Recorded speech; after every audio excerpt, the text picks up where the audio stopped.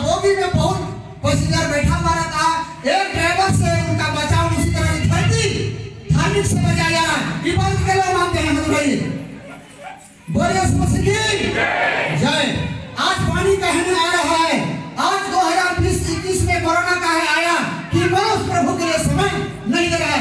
दारू पीने का समय है, बाजार घूमने का समय है, लड़ाई के लिए समय है, जमीन हासिल के लिए समय है, रुपये कमाने के लिए समय है, ताश खेलने के लिए समय है, बहुत रात नाचने के लिए समय है, शादी बारात में जाने के समय है, बाजार में घूमने के लिए समय है, सोना चांदी खरीदने के लिए समय है, कोई पार्टी फंक्शन में जाने का समय है। प्रभु जी के लिए समय नहीं है और नहीं समय देने पर समस्या आ गया आपके पास। प्यारो, प्रभु के लिए समय दो, प्रभु के लिए समय दो, प्रभु के लिए समय दो। कब दोगे? मर जाओगे तो नदी में जाओगे, जब उस समय समय दोगे। कब दोगे समय? मुसलमान कब समय देगा? मर जाएगा कब्र खुदाई उस समय समय देगा। क्रिश्चियन है तो मर जाएगा तो कब्र खुदाई उस समय समय दोगे। कोई मर जाता है तो कहता है राम नाम सत्य है, अभी सत्य होना आपको कामयाब है। मरने के बाद में कोई कामयाब राम नाम का नाम लेने का कोई कामयाब नहीं है। चलिए हम लोग आगे चलेंगे।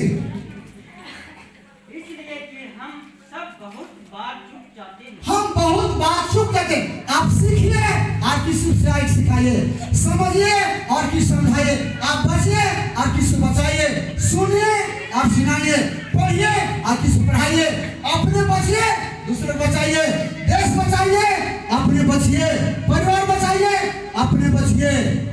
देखिए यहाँ पर क्या कर रहा है। चलिए, जो कोई वचन में नहीं चुकता, जो वचन को नहीं सुनता और नहीं चुकता है, वही तो सिद्ध मनुष्य है।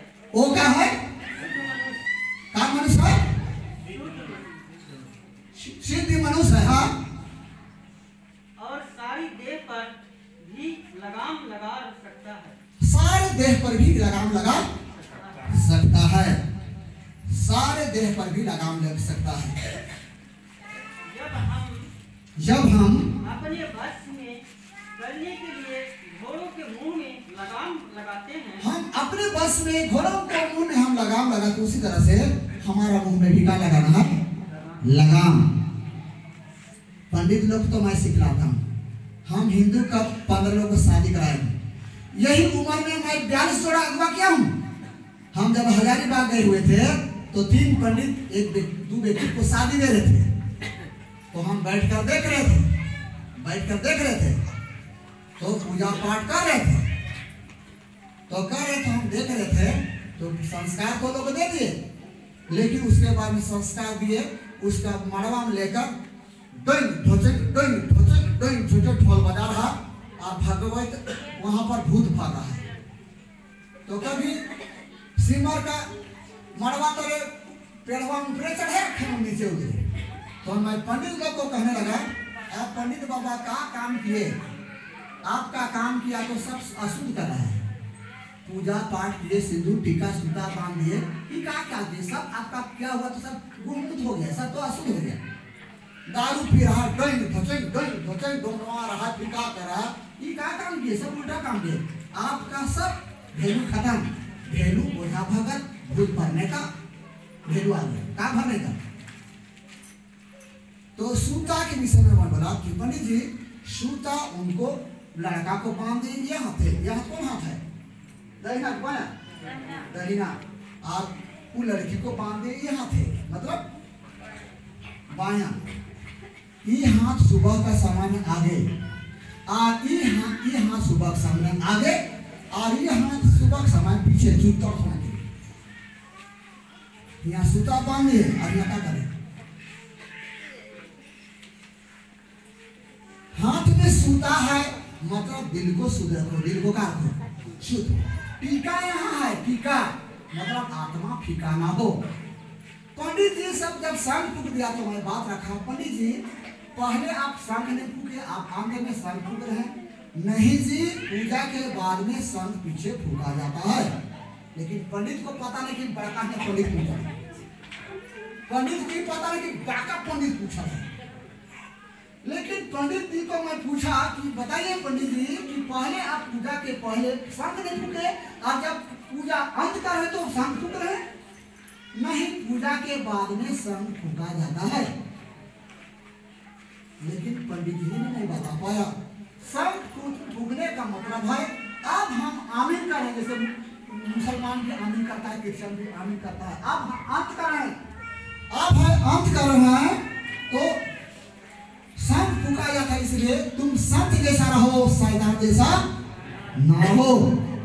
आप लोगों को मैं मालूम दे रहा हूं, शंख फूकने का मतलब है तुम संत जैसा रहो, शैतान जैसा तुम ना रहो, संत जैसा रहो।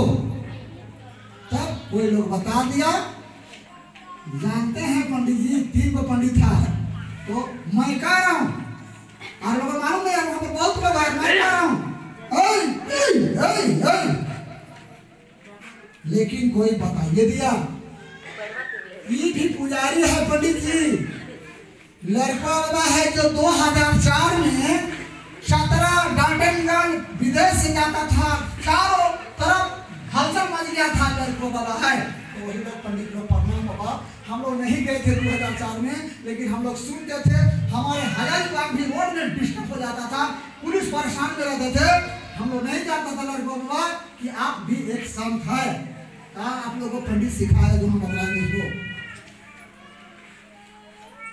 हम कल परसों गए थे बाजार तरफ, तो दुर्गा पूजा का सब सोहा जल्दी जल्दी पैसा कौड़ी दे हा, घी दही दे हा, ये लावा वो लावा, बैठ के संस्कृत से प्रार्थना करा और आपको नौकर बना दिया।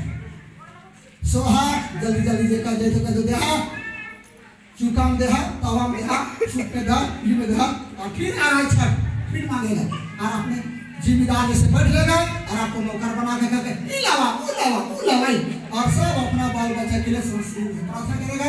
हमारा घर में बिल्डिंग नहीं है तो बिल्डिंग के लिए पैसा होना चाहिए, हमारा बेटी जवान हो गई है तो उसका तिलक के लिए पैसा होना चाहिए, हमारे घर में कोई बात बीमार हो गए तो हमारे बैंक में इसके पैसा होना चाहिए, अपना फायदा के लिए हमको नौकर बनाएगा। ये बातें लोग मानते हैं। क्या मैं संस्कृत से प्रार्थना कर रहा हूँ? क्या संस्कृत से प्रार्थना कर रहा हूँ? क्या